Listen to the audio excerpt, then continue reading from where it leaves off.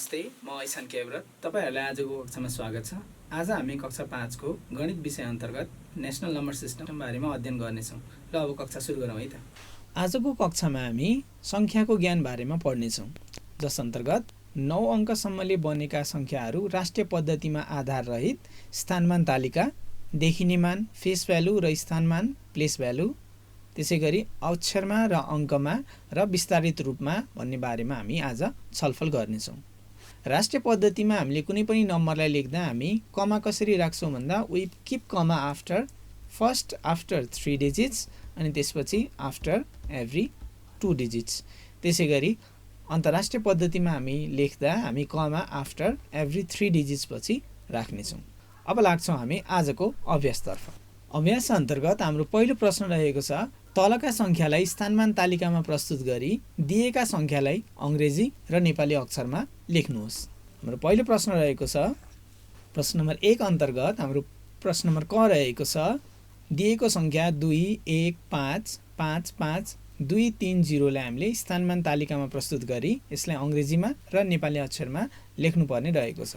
So प्रश्न solve गर्नभन्दा अगाडि दिएको संख्यालाई अब हामीले राष्ट्रिय पद्धतिमा काउन्ट गरौँ है त। So let's count 1 10 100 1000 10,000 lakh 10 lakh crore भनेको दिएको संख्या करोडसम्म रहेको छ। अब यसलाई स्थानमान तालिकामा प्रस्तुत गर्दा हामीले करोडसम्म स्थानमान तालिका बनाउनु पर्छ। हामीलाई दिएको संख्या करोडसम्म भएकोले हामीले करोडसम्म स्थानमान तालिका बनाउनु पर्छ। Now let's make place value table. स्थानमान तालिका बनाइसकेपछि हामीले दिएको नम्बरलाई स्थानमान तालिकामा राख्नु पर्दछ। So let's keep the number. So हामी राख्छौँ 0 3 2 5 5 5 1 2। हामीले दिएको संख्या 2,15,55,230 लाई हामीले स्थानमान तालिकामा राखिसक्यौँ। भन्नुको अर्थ हामीले पहिलो प्रश्न स्थानमान तालिकालाई हामीले सल्भ गरिसक्यौँ। अब लाग्छौँ हामी दिएको संख्यालाई अङ्ग्रेजी र नेपाली अक्षरमा लेख्न। So let's write in Nepali अक्षर फर्स्ट। सो नेपाली अक्षरमा लेख्दा हामी कसरी लेख्छौँ? सो करोडको ठाउँमा के रहेको छ? 2, तसर्थ हामी के लेख्छौँ? 2 करोड। लाखको ठाउँमा के रहेको छ? 1515 भनेको के हो? 15 हो, तसर्थ हामी के लेख्छौँ? 15 लाख। त्यसै गरी हजारको ठाउँमा के रहेको छ? 55 भनेको 5 के हुन्छ? 55, त्यही भएर हामी के लेख्छौँ? 55,000। 100 को ठाउँमा के रहेको छ? 2, त्यही भएर हामी के लेख्छौँ? 200। अब के रहन्छ? 30 भनेको के हो? 30, तसर्थ हामी के लेख्छौँ? 30। सो नेपाली अक्षरमा लेख्दा दिएको संख्यालाई हामी कसरी पढ्ने? 2 करोड 15 लाख 55,230। अब यही संख्यालाई हामी अङ्ग्रेजी अक्षरमा लेखौँ है त। सो अङ्ग्रेजी अक्षरमा लेख्दा हामी के लेख्न सक्छौँ? 2 करोड छ, सो हामी के लेख्छौँ? 2 करोड।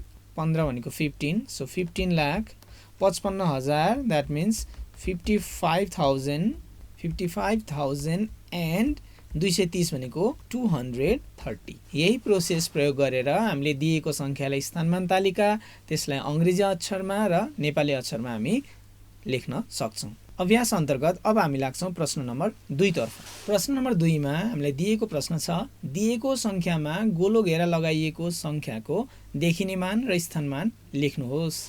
अब हामीलाई दिएको प्रश्नमा गोलो घेरा लगाइएको संख्या रहेको छ 6 भने हामीले अब 6 को देखिने मान र स्थानमान लेख्नुपर्छ।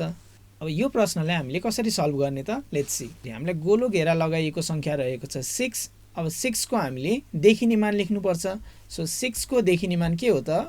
6 को देखिने मान अथवा फेस भ्यालु भनेको कति हो त? 6 हो, 6 नै हो। के लेख्न सक्छौँ? 6 को देखिने मान बराबर 6 पत्ता लगाउनु पर्ने छ 6 को स्थानमान और प्लेस भ्यालु। 6 को प्लेस भ्यालु कति रहेको छ त?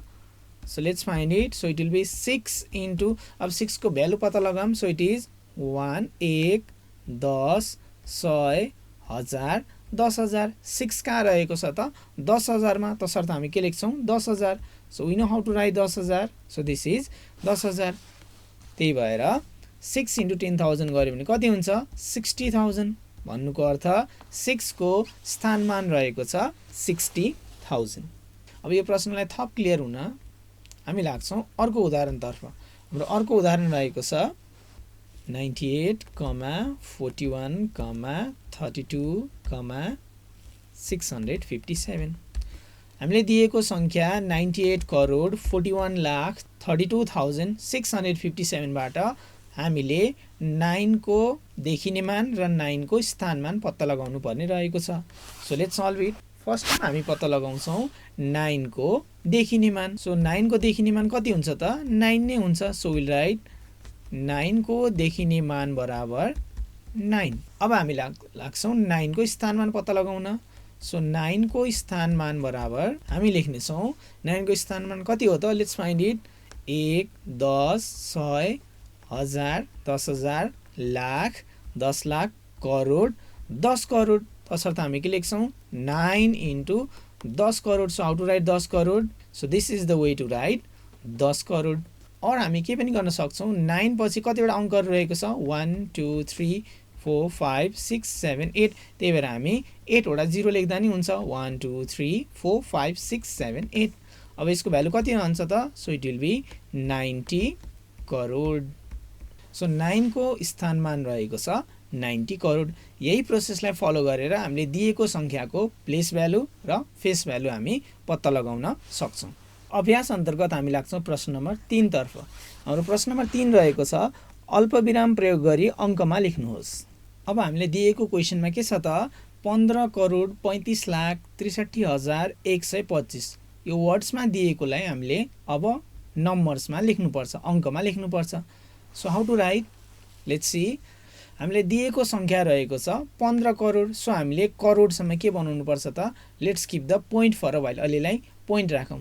सो इट विल बी 1 10 100 हजार 10,000 लाख 10 लाख करोड करोड मात्रै नभएर 10 करोड।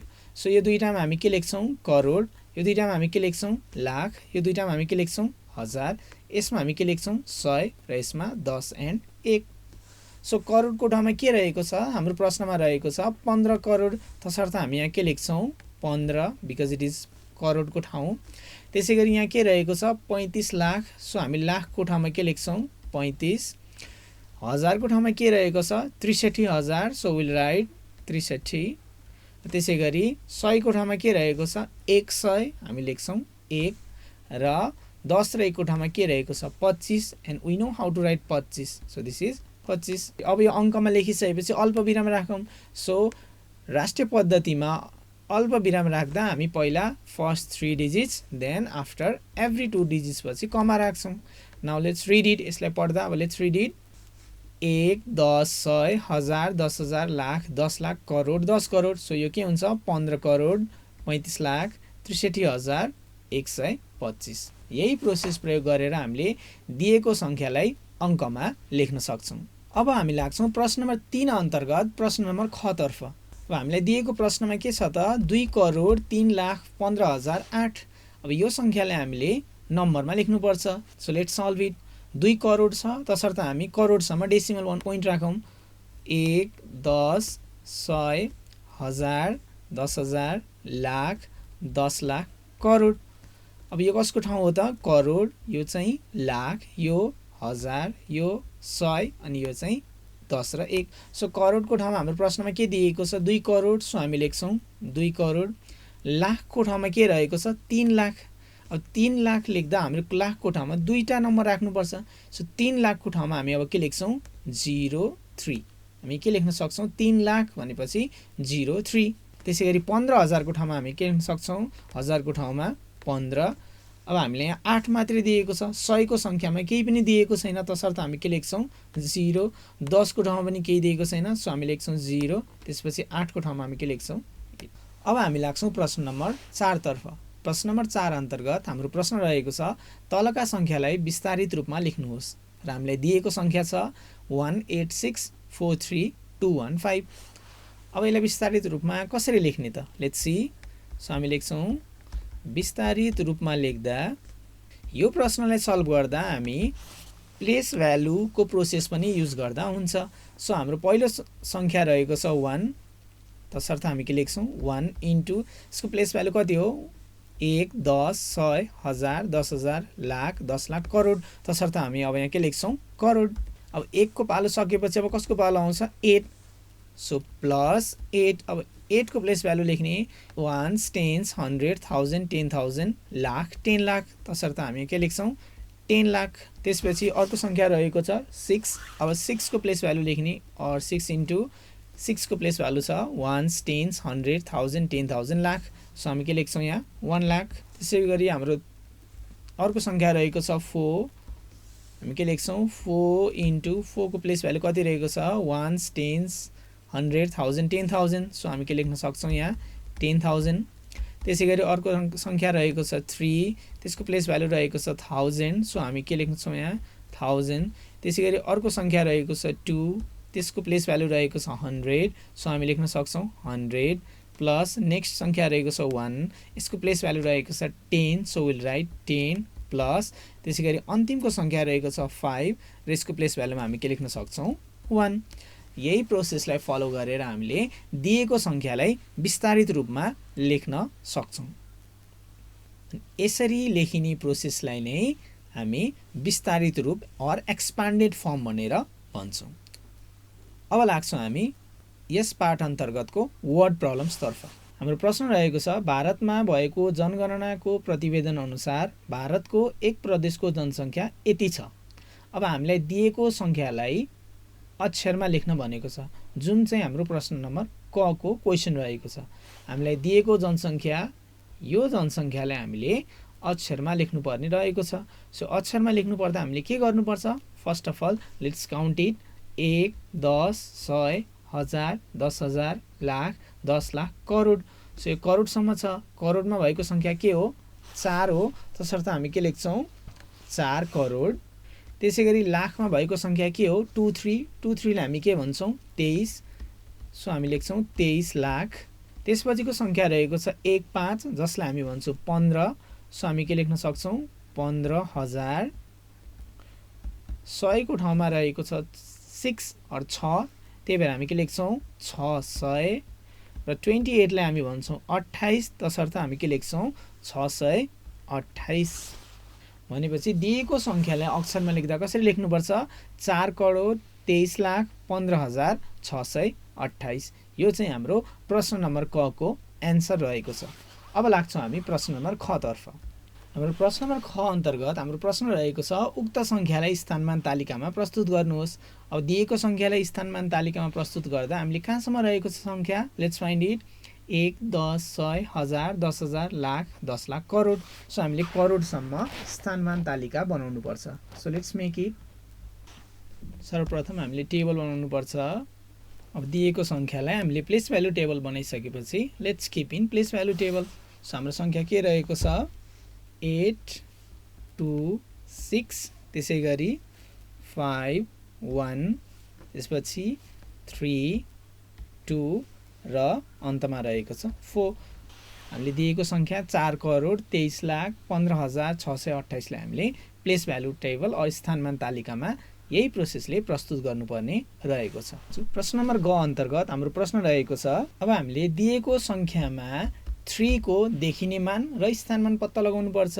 सो 3 को देखिने मान कति हुन्छ त सो देखिने मान विल बी अगेन 3। हामीले यो भन्दा अघिल्लो प्रश्नमा हामीले यो प्रश्न सल्भ गरिसकेका छौँ।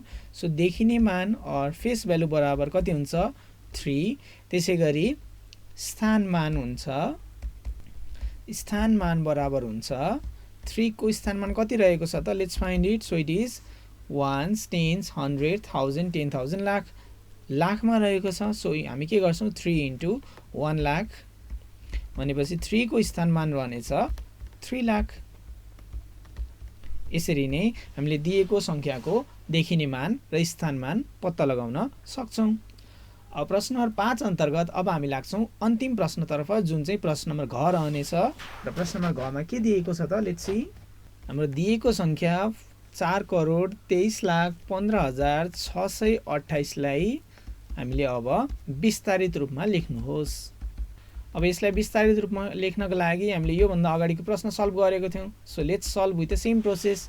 अब हामी लेख्छौं विस्तारित रूपमा लेख्दा हाम्रो पहिलो नम्बर रहेको छ 4 तसर्थ 4 इन्टु 4 को प्लेस भ्यालु लेखौं 1 10 100 1000 10,000 लाख 10 लाख करोड तसर्थ हामी के लेख्छौँ यसमा करोड प्लस त्यसै गरी अर्को नम्बर रहेको छ 2 को प्लेस भ्यालु रहेको छ 10 लाख सो हामी के लेख्छौँ 10 लाख त्यसै गरी अर्को नम्बर रहेको छ 3 को प्लेस भ्यालु रहेको छ लाख तसर्थ हामी के लेख्छौँ यसमा लाख अर्को नम्बर रहेको छ 1 को प्लेस भ्यालु रहेको छ 10,000 हामी के लेख्छौँ 10,000 प्लस अर्को नम्बर रहेको छ 5 को रहेको छ 1000 सो विल राइट 1000 प्लस अर्को नम्बर रहेको छ 6 को रहेको छ 100 सो विल राइट 100 प्लस अर्को नम्बर रहेको छ 2 को रहेको छ 10 सो विल राइट 10 प्लस अन्तिमको नम्बर रहेको छ 8 र 8 को रहेको छ 1 सो यही प्रोसेसलाई युज गरेर हामीले दिएको सङ्ख्यालाई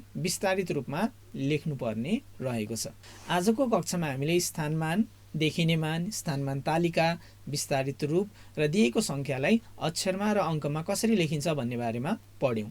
अब लाग्छौँ हामी आजको गृहकार्यतर्फ। गृहकार्य अन्तर्गत हाम्रो प्रश्न रहेको छ पोखराको जनसङ्ख्या यति रहेको छ, जुन जनसङ्ख्या हामीलाई यहाँ दिएको छ। अब यो जनसङ्ख्यालाई हामीले अक्षरमा लेख्नु पर्दछ, यो जनसङ्ख्यालाई हामीले स्थानमान तालिकामा प्रस्तुत गर्ने र यो सङ्ख्यामा भएको फोको देखिने मान एवं स्थानमान लेख्नुपर्नेछ र दिएको सङ्ख्यालाई हामीले विस्तारित रूपमा लेख्नुपर्छ। तपाईलाई आजको कक्षा कस्तो लाग्यो? तपाईका केही सुझाव वा गुनासाहरू छन् भने हामीलाई सम्पर्क गर्ने ठेगाना हो learning@deowag.edu.np। अर्को कक्षामा फेरि अर्को पाठ लिएर उपस्थित हुने नै छौँ। त्यतिन्जेलको लागि धन्यवाद।